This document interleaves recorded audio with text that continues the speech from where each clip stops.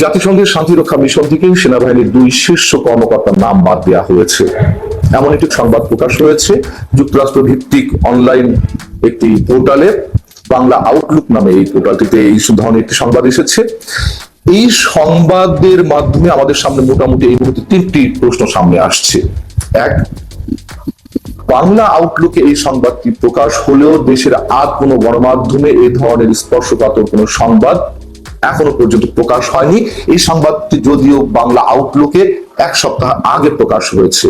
2, এই ধরনের বা এই সংবাদটি যদি সত্যি হয়ে থাকে তাহলে এর মধ্য দিয়ে কি বাংলাদেশকে জাতিসংঘের পক্ষ থেকে একটি নতুন কোন সতর্কতা দেওয়া হচ্ছে জাতিসংঘের শান্তিরক্ষা মিশনকে কেন্দ্র করে?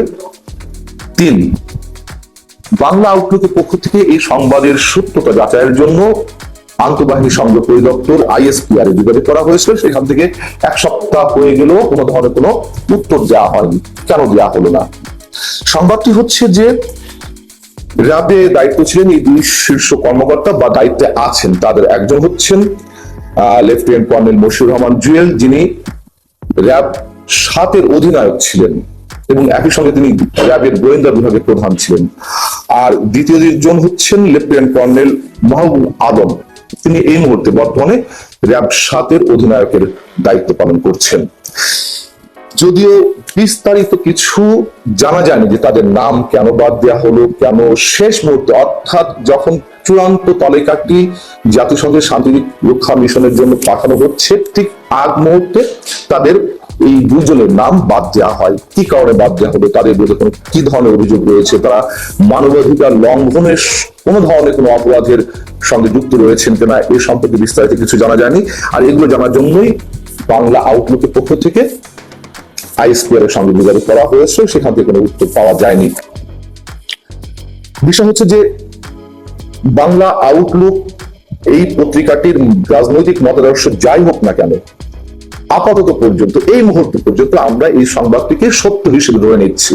তার কারণ বাংলা আউটলুক দাবি করছে সেনাবাহিনীর অন্তত 4টি দায়িত্বশীল সূত্র থেকে তারা এই সংবাদটি পেয়েছে এবং এখনো পর্যন্ত এই সংবাদের বিরুদ্ধে বাংলাদেশ সরকারের পক্ষ থেকে কোনো ধরনের আপত্তি জানানো হয়নি বা প্রতিবাদ জানানো হয়নি। যেহেতু আপত্তি বা প্রতিবাদ জানানো হয়নি, আমরা এই সংবাদটিকে এই মুহূর্ত পর্যন্ত সত্য বলে ধরে নিচ্ছি।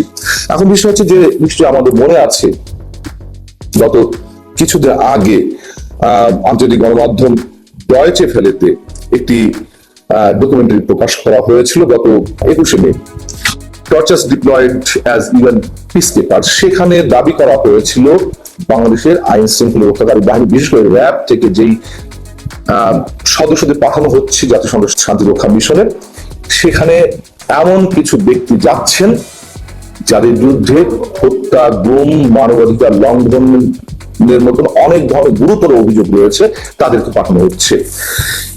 শান্তি রক্ষার জন্য শান্তি বিঘ্নকারী বা মানবাধিকার লঙ্ঘনকারী কোন সেনা সদস্য হন বা পুলিশ সদস্য হন, যেই হোক না কেন, তাদেরকে পাঠানো হবে। নিশ্চয়ই এটি কোনোভাবে গ্রহণযোগ্য নয়। এই বিষয়ে অনেক ধরনের আলোচনা হয়েছে এই ডকুমেন্টারিটি প্রকাশের পর বা প্রচারের পর। নতুন করে আবারও সেই বিষয়টি সামনে আসছে।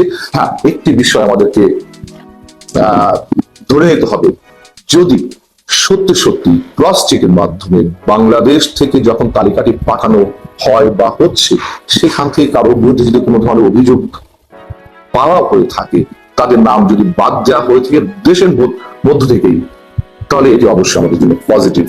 যদিও যে ডকুমেন্টারিটি টর্চার্স ডিপ্লয়েড অ্যাজ ইউএন পিসকিপার্স, এটি প্রচারের পরে ISPR সহ আমাদের সরকার এবং পররাষ্ট্রমন্ত্রীর পক্ষ থেকে তীব্র প্রতিবাদ জানানো হয়েছিল যে এটি সম্পূর্ণ ডাহা, মিথ্যা সংবাদ, সরকারকে হেয় প্রতিপন্ন করার জন্য কিংবা আইন শৃঙ্খলা রক্ষাকারী বাহিনী বিশেষত সেনাবাহিনীকে উদ্দেশ্য করে একটি বিশেষ এজেন্ডা বাস্তবায়নের জন্য এই ধরনের ডকুমেন্টারি প্রচার করা হয়েছে।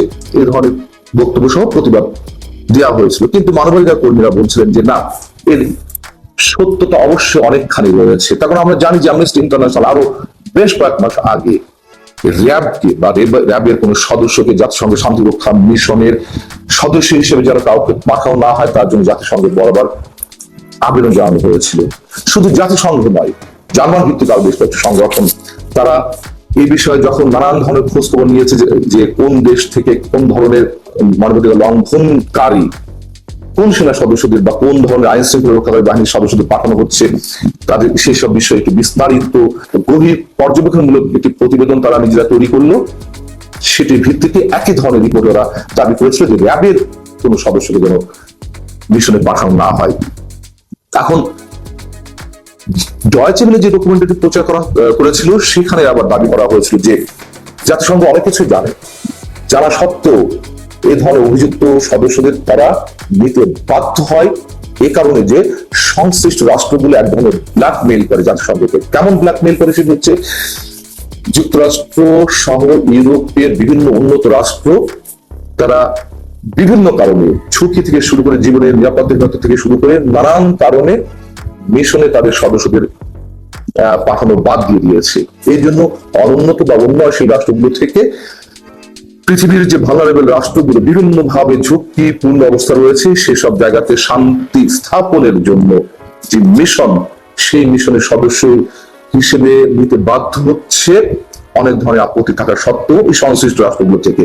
এবং যখন জাতিসংঘ থেকে আপত্তি জানানো হয় যে না এইভাবে এদের নামে বিভিন্ন ধরনের অভিযোগ রয়েছে, তখন সংশ্লিষ্ট রাষ্ট্রগুলো এক ধরনের ব্ল্যাকমেইল করে, না ঠিক আছে আমরা অভিযুক্ত শুধু সদস্যদের আমরা প্রত্যাহারই নয়, আমরা সম্পূর্ণ বাহিনীকে প্রত্যাহার করব বা আমরা কাউকেই মিশনে পাঠাবো না। তো তখন জাতিসংঘ এক ধরনের বিব্রতকর অবস্থা পড়ে যে তাহলে মিশনের সদস্য সংখ্যা পূর্ণ করবে কিভাবে।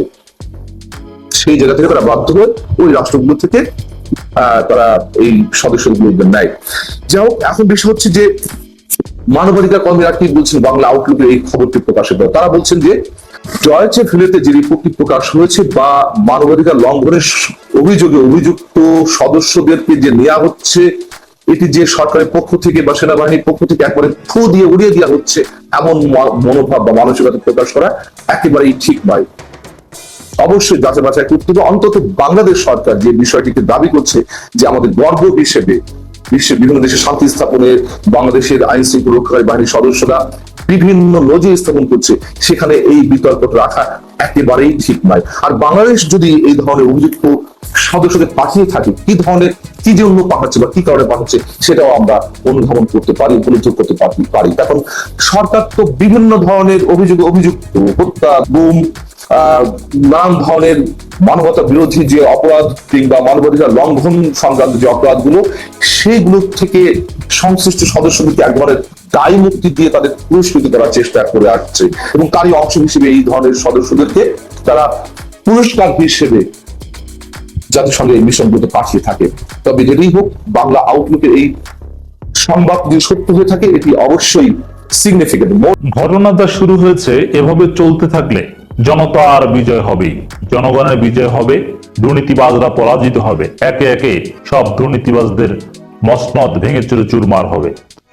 শুরু হয়ে গিয়েছে, টেক অফ হয়েছে, জাস্ট কিপ ইট কন্টিনিউয়াস। এটা চলতে থাকতে হবে, চালিয়ে রাখার দায়িত্ব আমাদের সাংবাদিক সমাজের। আমরা যারা সোশ্যাল মিডিয়ায় কথা বলি, আপনারা যারা আমাদের বক্তব্য শুনেন, শেয়ার করেন ব্যাপকভাবে, দুর্নীতি বিরোধী বা দুর্নীতিবাজদের সম্পর্কে আমরা যত বক্তব্য দিব সবকিছু ব্যাপকভাবে শেয়ার করে প্রচার করে দিবেন। কারণ এইভাবে চলতে থাকলে এই সরকার আর পারবে না।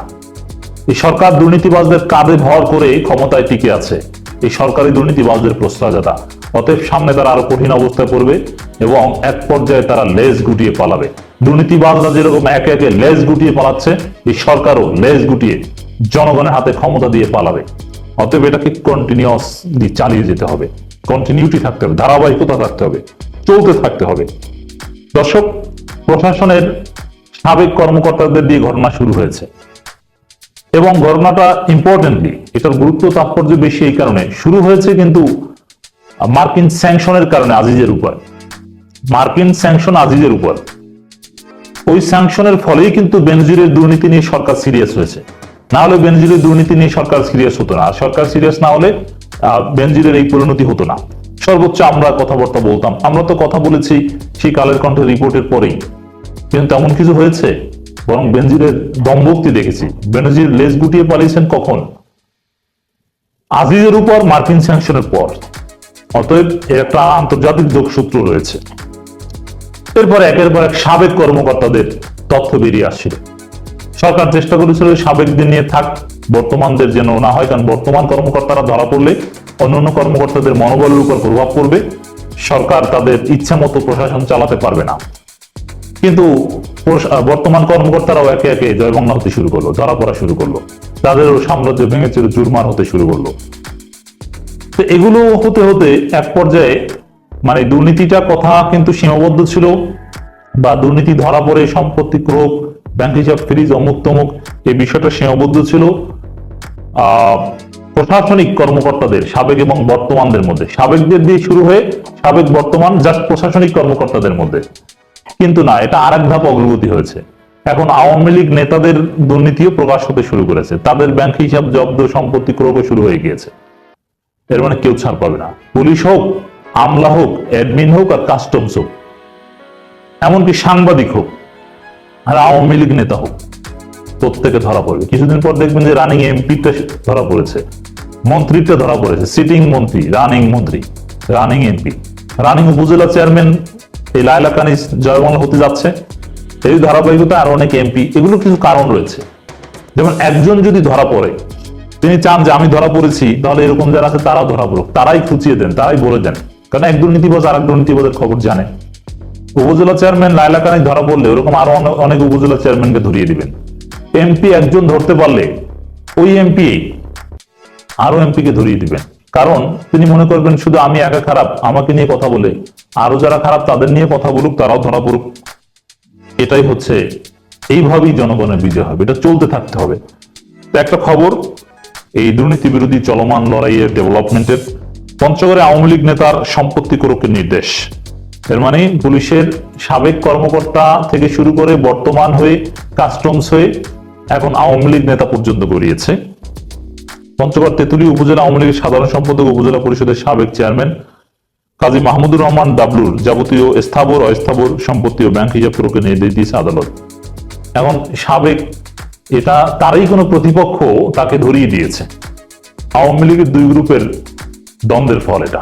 অতএব আওয়ামী লীগের এই গ্রুপিং এটা চলতে থাকুক, এভাবে দুর্নীতিবাজ তা ধরা পড়ুক, এটাই আল্লাহর শাস্তি, যে আওয়ামী লীগের মাধ্যমে দমন করে। পঞ্চগড় সিনিয়র স্পেশাল জজ আদালত বিচারক গোলাম ফারুকী আদেশ দেন। পঞ্চগড় সিনিয়র স্পেশাল জজ আদালত পাবলিক প্রসিকিউটর অ্যাডভোকেট হাবিবুল ইসলাম হাবিব বিষয়টি নিশ্চিত করেছেন গণমাধ্যমকে। এর আগে গত 9 জুন দুর্নীতি দমন কমিশন দুদক ঠাকুরগাঁও কার্যালয়ের সহকারী পরিচালক ইমরান হোসেন আদালতে স্থাবর অস্থাবর সম্পত্তি ও ব্যাংক হিসাব প্রয়োগের আবেদন করেন। গত 1 ফেব্রুয়ারি দুদক ঠাকুরগাঁও জেলা কার্যালয়ে উপপরিচালক বরাবর এজাহার দায়ের করেন দুদকের সহকারী পরিচালক আজমির শরীফ মার্জি। যদিও এই ঘটনা শুরু হয় অনেক আগে থেকেই, কিন্তু দেখেন এরকম অনেক ঘটনা আছে যে শুরু হলো আলোর মুখ দেখেনি, বরং দুদককে ম্যানেজ করে অনেকেই ক্লিন সার্টিফিকেট নিয়ে গিয়েছেন। কিন্তু না, এবার যা হচ্ছে তাতে আলোর মুখ দেখবে, আলোর মুখ দেখতে হবে, কারণ দুদককে ম্যানেজ করার বিষয়টা এখন কঠিন হয়ে যাচ্ছে। তো আমরা দেখতে পাচ্ছি, জানা গেছে কাজী মাহমুদুর রহমান ডাবলু গত 2020 সালের 29 অক্টোবর দুদক দিনাজপুর অফিসে তার দাখিলকৃত সম্পত্তি বিবরণীতে 13,36,052 টাকার সম্পত্তির তথ্য গোপন রেখেছিলেন। এছাড়া 69,72,555 টাকা মূল্যের জ্ঞাত আয় বহির্ভূত সম্পদ অর্জন ও ভোগ দখলে রেখেছেন। এরই পরিপ্রেক্ষিতে দুদকে এজাহার দায়ের করা। এই টাকার পরিমাণটা কিন্তু সাধারণ এবং লোকাল পর্যায়ের চুনোপুটি নেতা, এই চুনোপুটি অল্প টাকা কিছু খেয়েছেন, তাতেই এখন ধরা পড়ছেন তিনি। তার সম্পত্তি বাজেয়াপ্ত, অমুক তমুক নানান কিছু হচ্ছে সম্পত্তি ক্রোক। এর মানে এই ঘটনা এভাবে চলতে থাকলে টপ টু বটম দুর্নীতিবাজরা ধরা পড়বে।